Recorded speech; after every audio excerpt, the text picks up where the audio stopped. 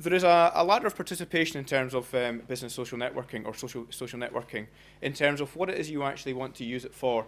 And it goes from anything down to not being active at all within this social network, just basically turning a blind eye to it going on at all, to actually somebody who just acts as a spectator.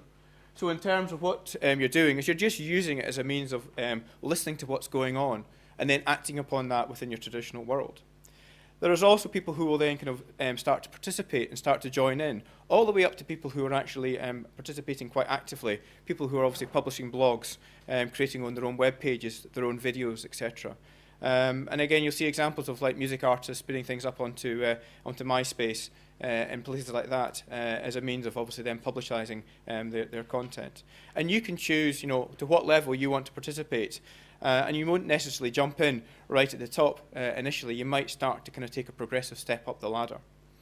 But one thing to think about, again, not everybody in this room is obviously going to be selling kind of tech products, but when people are actually looking to make a purchase on the internet, whether it's me as a customer sitting at home wanting to buy something off of Amazon, what's the kind of buying behavior? What's the kind of behavior that goes on before I actually make that purchase? And what you'll find is that more and more people who are tuning into buying things online will actually look at the feedback. They will look at the information regarding that product or that service they're about to order before actually pressing the button or making that connection. So it is very important to realise that people are actually using this as a key decision maker. There's a four-step strategy that we've adopted within Cisco in terms of before we go out there and just start throwing things up on YouTube or start putting things on Facebook, which looks at what is it we're actually trying to achieve. So first of all, people. So whether this is people inside your organisation or people outside of your organisation, you know, assess actually what it is that they're actually doing, what tools they're actually accessing, etc. And then decide what is it you actually want to achieve. You know, is it just about sharing information, getting information out there, or creating a campaign that's going to go viral? And what I mean by viral effectively means that when you basically go to a particular Facebook page or a particular website and you like what you read and you want to share it, you're clicking on that tweet button or that Facebook button, and all of a sudden you're now passing that on to your network of peoples. And often now we're actually seeing people using that to drive competitions as a means of actually pushing out information regarding their products and technologies. So by forcing people to retweet or to republish their content, you can enter competitions. All of a sudden, there's an incentive for people to actually share information, and your message goes viral. The other thing is about strategy, you know, how you're going to actually engage with your customer, the relationship you want to build up. Is it a two-way relationship, or is it just a way of pushing the information out there without much feedback coming back? And then finally, the technology you would actually use. You know, are you going to use one particular social media technology, or are you going to use multiple? And I think what we're seeing is effectively you need to kind of use multiple to basically drive a successful campaign using social media. The other thing for Scotland, we're always, you know, wanting to kind of open up new markets for us as a country.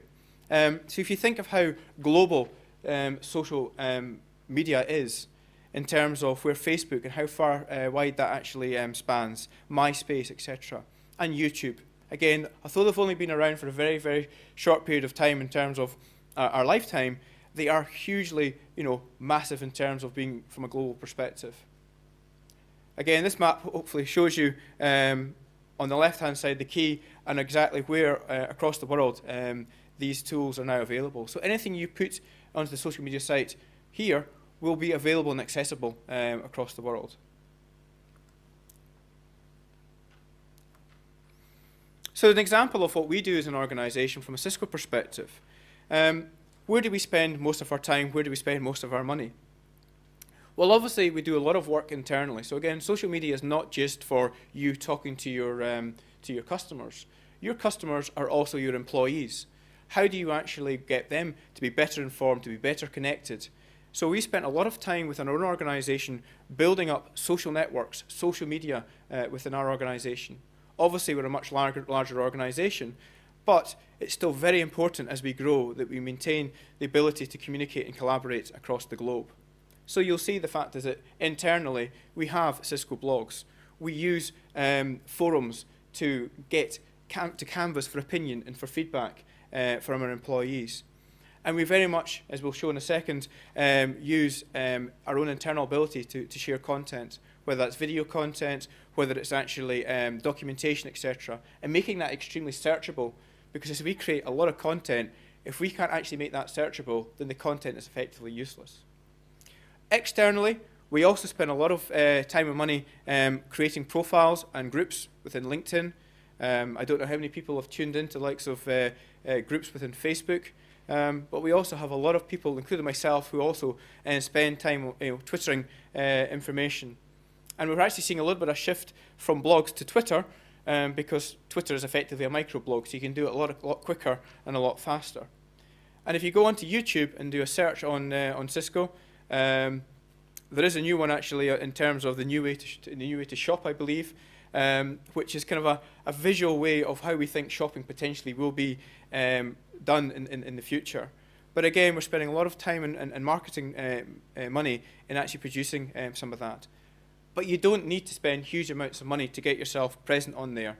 Okay, we as a large organisation obviously have a corporate image, a corporate profile that, every time we produce a video, we want to put it out there with that format. But smaller organisations obviously can do likewise with less professionally finished videos. But tools and technologies are now becoming more available, so smaller organisations can just be as professional and just as clever as some of us big organisations. So as an example of what we've actually produced over the last couple of years, and again really is over the last couple of years that we've actually started to do some of this. So if you think on YouTube, we've got over 1,000 plus videos. We got a lot of views. We have a guy called the Tech Guy. So technology is sometimes seen as being a bit geeky. And, if we just pushed it out using the standard kind of sort of marketing, buy this product because it's great, blah, blah, blah, it doesn't really have the impact. But what we've actually found, and again, it wasn't through planning, but we've got a guy in the US who actually presents it fairly rawly, shall we say. So he's got a real American droll accent, and he's really passionate about technology. And he just picks a very small subject, and he then creates videos, or he streams himself live on the internet. It started off with a few followers, but quite quickly, because of his style and because of the information that he shares, he now has thousands of followers, and people actually schedule, plan time in their diaries the next time he produces the Tech Guy broadcast. And again, that was something that started off small, that's ended up as a massive thing for Cisco, and helps get a different view on our technology. So becoming conversationalist, again, this is an example of the industry that Cisco work in. There's also Ford and Microsoft up there. But we kind of sit in that middle where we're kind of not fully conversant in the conversationalist aspect. We obviously do contribute a lot. Obviously, the top right is ideally where we want to try and get to. But there's a lot of things that we can still do in order to achieve that. Providing tighter integration between the technologies.